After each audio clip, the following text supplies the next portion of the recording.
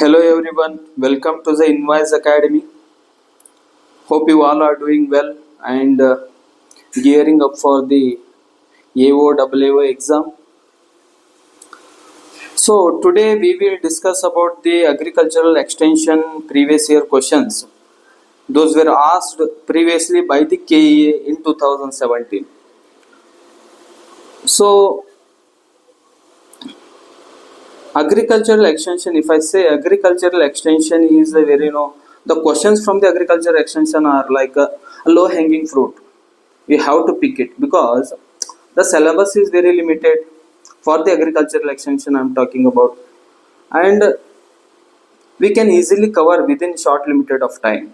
So there will be out of 100 questions, there will be minimum 7 to 8 questions will be there from the agricultural extension. So each question carries 3 marks, you know already, right? So if you take 6 questions, there will be 18 marks. 18 marks out of 300 will be from the agricultural extension, and that makes a huge difference because each even point 2, point 3, point 5 marks counts a lot. So that's why I have chosen this agricultural extension because it matters. So let us discuss about this agricultural extension PYQ. So the first question is the concept of custom hiring services of agricultural implements. What is this scheme? What is the objective of this scheme, custom hiring services? So it offers a farm implements to the farmers, especially small and marginal farmers on the rental basis. Why only small and marginal farmers? Because in India, more than 80 or approximately 80% of the land holdings are operated by the small and marginal farmers. So that's why they are focusing on the small and marginal farmers. Because small and marginal farmers are economically poor and they are not able to afford the ownership of the implements.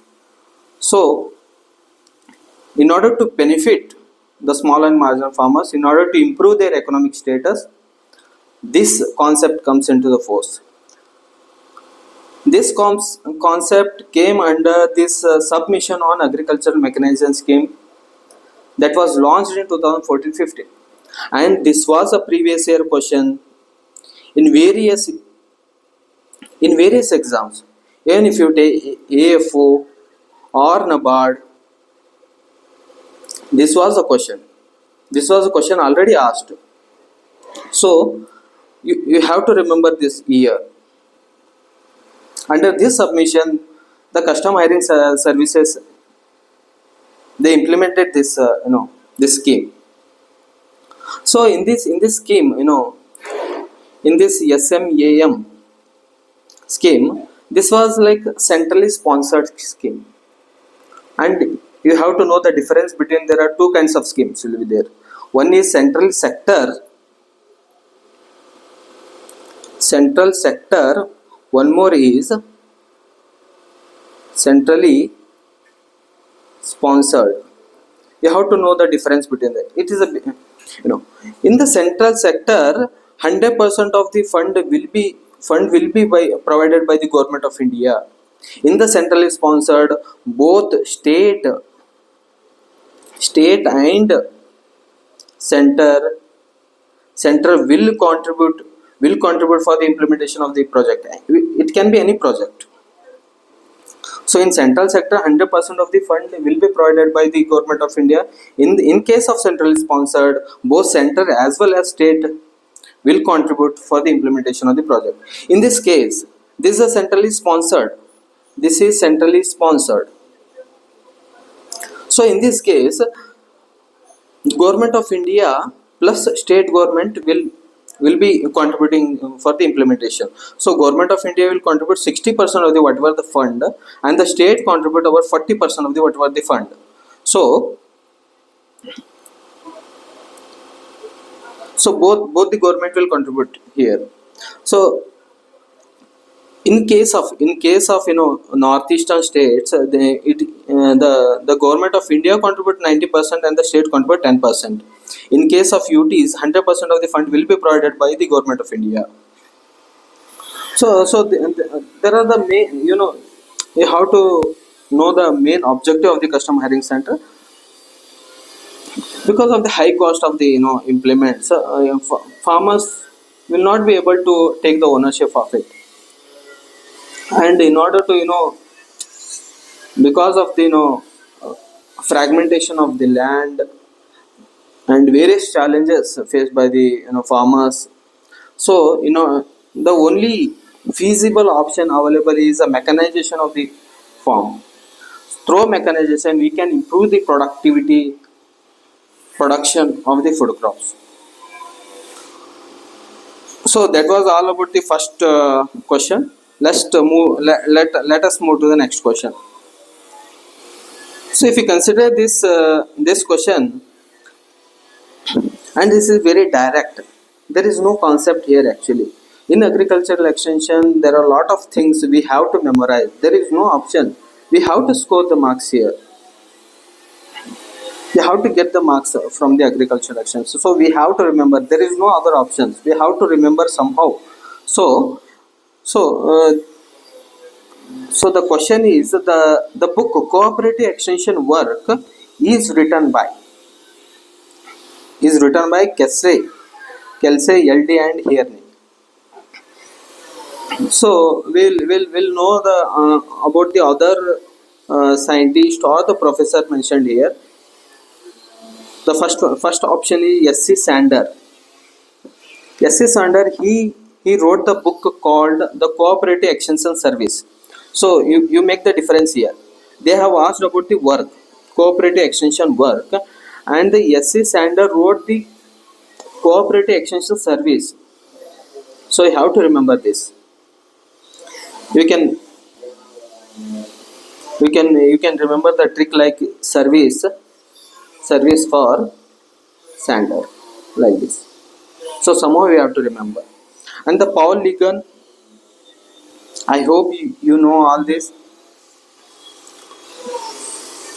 Paul Ligon is the father of agricultural extension. Sorry, Paul Ligon is the father of extension education in the world. Father of extension education in the world. Okay. And K.N. Singh is the father of extension education in India in particular. If we take overall, then the Paul Ligon is the father of extension education in the world. K.N. Singh with respect to India. So one more option is R. Dwarkanath. He is a pioneer in agricultural extension. He is from the Karnataka. Okay. In this, these three options are important. It can be asked in the next upcoming exam. So let us move to the next question. An example of mass contact method is. So first thing is we have to know about the methods of contacts, like methods of teaching in with respect to extension education.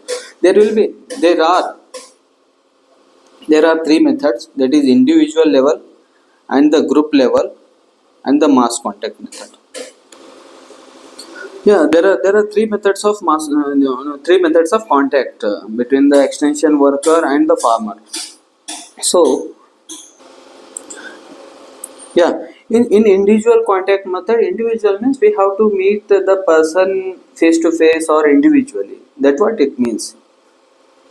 It is a face-to-face contact between the rural people and the extension worker. These methods are very effective because we are talking individually, so it will be more effective obviously. So it will create a goodwill or a good rapport between the farmers and the extension worker. There are some example, we have to remember this example because it has been asked already. So individual contact there are some examples like farm and home visit, or sending a letter, or calling a farmer directly, and the result demonstration. And then this demonstration we will discuss further, because the result demonstration and the method demonstration are the two important concepts we will discuss in details in the further slides. Okay. In the group contact method, we are dealing in a group of farmers, or it can be a group of 20 to 25 members. So we are not meeting them individually, we are meeting in a group, and these groups are usually formed around the common interest. We usually formed in a, because of the common interest. And these also, it's an evolution of face to face contact method. Okay. And it provides opportunity to exchange ideas, because if the people are in group, they'll exchange the ideas, they'll discuss about the topic, or they will discuss about the issues they are facing. And the one more is a mass contact method, and it's like extension worker has to approach a large number of people. Mass means large number of people for the dissemination of any information, any research, or any technology, and helping them to use this. And it can be done through mass contact methods, like like radio, television, recordings, or journals, pamphlets, bulletins, etc. So better we have to remember this example, and it has, these are very easy to remember. In individual contact, like home and farm visit, personal letters, office calls, agricultural clinics, result demonstration. In group, like symposium or meetings, group discussions, etc. In mass, like radio, television, journals, newspaper, slides, etc.